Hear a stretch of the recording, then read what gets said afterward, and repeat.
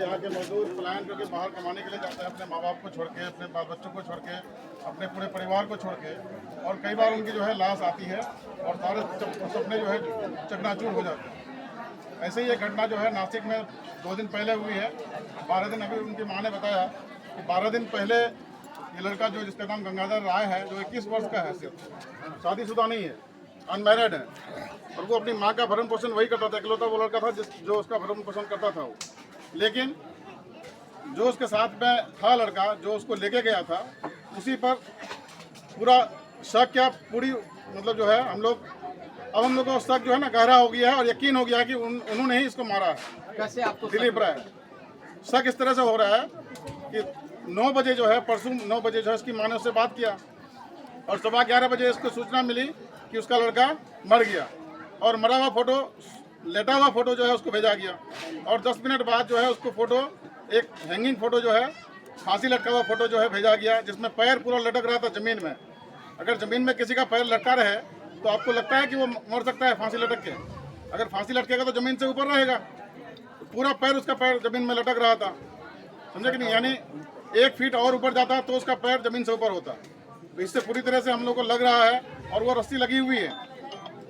उसके बाद जो भी प्रोसेस वहाँ हुए हैं, वहाँ के पुलिस ने FIR किया होगा, और वहाँ सारा प्रक्रिया करने के बाद लाश को घर लाया गया। और वही लोग घर लेके आते हैं, क्योंकि 3 लड़के जो है उस रूम में रहते थे, और उसमें से ये लड़का था जो मारा गया। उन लोगों का कहना है कि हम लोग साइड में काम करने चले गए तो, और ये जो है फांसी लटक के मर गया, जबकि ऐसी बात नहीं है। इसकी जो है गहनता से जांच होनी चाहिए। इसने, इन दोनों ने ही इसको मिलके मारा है ना? अब यकीन हो गया, क्योंकि लाश जब वो ला रहा था, वहाँ पे 3 आदमी था। एक आदमी बम्बई से नासिक गया था उसको देखने के लिए कि क्या हो रहा है वहाँ पे, वो भी आदमी साथ में था, वो तो साथ में यहाँ तक आ गया। लेकिन जो 2 आदमी, सोहन नाम था ना, राहुल राय और दिलीप राय, जो बगल के ही तैयबपुर पंचायत का रहने वाला है, रजमंदा सोनापुर गांव का, और एक लौधा टोली यहाँ पर है रिजवानपुर पंचायत में, वहाँ का रहने वाला है राहुल राय, है ना? ये दोनों ने मिलकर उसको मारा है। और वो आते हुए रास्ते में आदमपुर में जो है उसको, वो लोग उतर के भाग जाते हैं, कागज लेके भी भाग जाते हैं, और कागज लेके जो है दूसरे के मार्फत भेजा जाता है, जिसमें सारे कागजात भी मौजूद नहीं है। और वो यहाँ पे टाइम दिया गया था, वहाँ के मुखिया से बात हुई थी हमारी रात में, उन्होंने कहा था कि हम लोग 8 बजे जाएंगे और मामला का निपटारा करेंगे। लेकिन उन लोगों का नहीं आना जो है इस बात को पूरी तरह से साबित करता है कि मर्डरर वही लोग हैं, और वो लोग जो है इस बात का सबूत ये दे आके, या सरकार इसकी जांच करे या प्रशासन इसकी जांच करे कि ये ऐसा क्यों किया इन्होंने। अगर लाश को वो लेके आ रहा था जिम्मेदारी के साथ में, तो घर तक छोड़ना था, भाग गया, और अभी तक नहीं आया। हम लोग यहाँ 4 घंटे से बैठे हुए हैं सुबह से, अब 12 बजने को है, ये लोग अभी तक आए नहीं है। अब हम लोग को थक हार के जो है आपका सहारा लेना पड़ रहा है कि हम लोग को इंसाफ चाहिए। हमारे समाज में जो लड़का चला गया है उसको इंसाफ मिलनी चाहिए। सरपंच साहब, आप तो यहाँ के सरपंच हैं, क्या मांग करते हैं सरकार से? हमारी मांग यही है, तो लड़के का जो मृत्यु हुआ है, कम से कम हमको वो चाहिए जो मृत्यु किया है उस आदमी को, जो कि इसमें मुखिया जी भी कहा दिए, राहुल और दिलीप राय। आज से 10-12 दिन उसको ले जाने वाला दिलीप राय और राहुल ही है। और राहुल इस तरह से उसका भाई को भी धमकी दिया, जो तुम्हारा भाई पैसा ले लिया उसको खटनी बोलो। लेकिन वो लड़का जो गंगाधर था वो बीमार में था, बीमार होने के कारण वो शायद काम पर नहीं जाता था, ठीक है।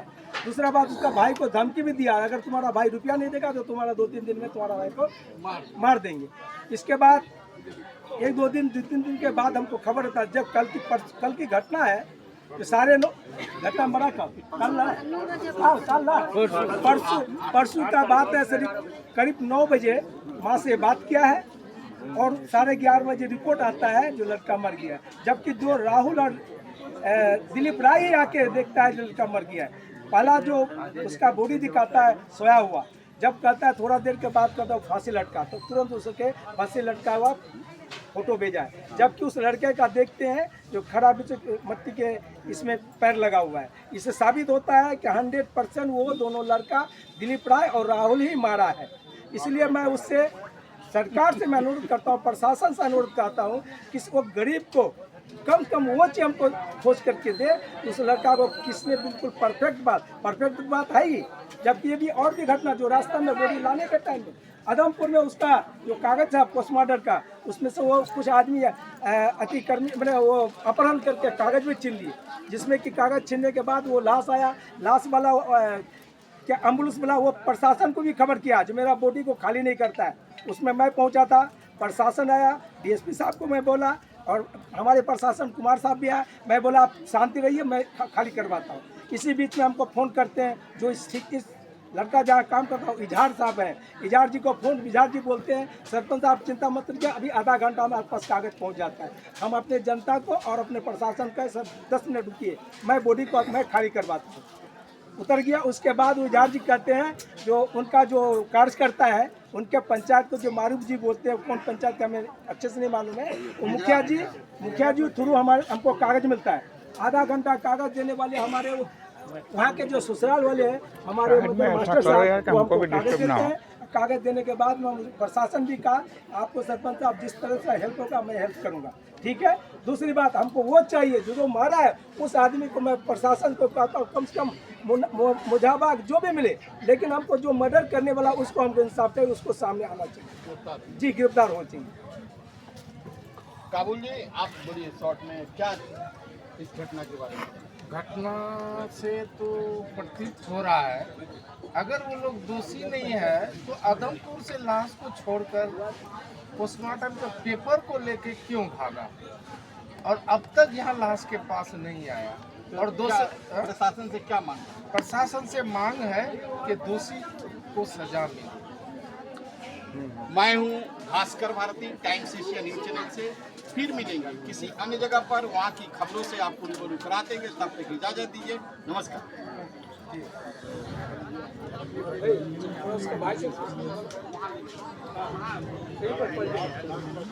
तो चलिए लास्ट पर